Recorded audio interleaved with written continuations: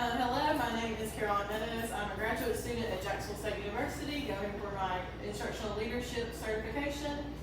This is my presentation on a strategic plan to address inequities in special education referral.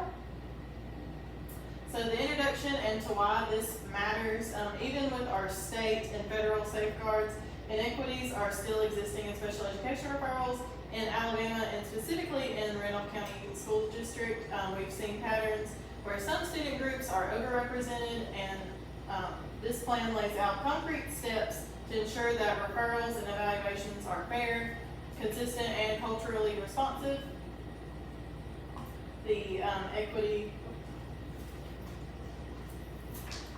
The identification of inequities and biases. Our district data shows that overrepresentation of students of color and students from economically disadvantaged backgrounds, while English language learners are underrepresented. These patterns do not reflect actual disability rates, but rather the biases and inconsistent procedures.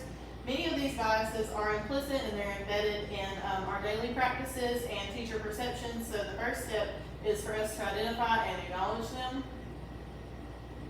The purpose and the goal of this plan is to create a clear roadmap for Weed Middle School and then eventually the Randolph County school system. Our goal is to ensure all referrals and evaluations are fair, consistent, and culturally responsive. Beyond just compliance, we want to build a culture of continuous improvement and trust within families. So the first objective will be to do an annual equity audit. This involves collecting and analyzing referral and placement data by each subgroup and by each school. By calculating the disproportionality ratios and the referral patterns, we can see which and where the inequities exist, and we can use those findings to change practice and policy.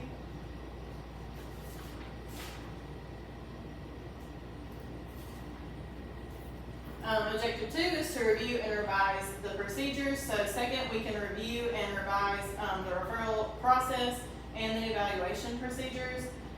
We can align this criteria with best practices and standardizing documentation that will reduce the variability across all the schools. Our objective 3 is professional development. All staff involved in the referral decisions will hopefully receive training on culturally responsive evaluation. We can use different case studies and reflection activities so that educators can see how their perceptions and decisions impact students. Objective 4, transparency and family engagement. This is something that Randolph County school systems struggles with. We will increase transparency and family engagement. Families deserve clear expectations of the referral and the evaluation process. We'll provide translation services if needed, parent liaisons, and multiple communication channels. We can also invite families and community partners to review the highlights of our equity audit if we need to, so they can see how their feedback helps shape our practice.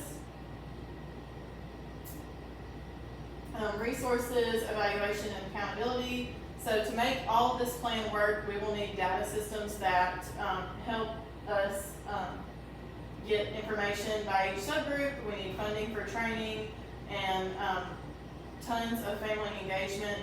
We can track data like disproportionality ratios and the timeliness of English language learner identification, as well as we can do staff surveys and parent feedback.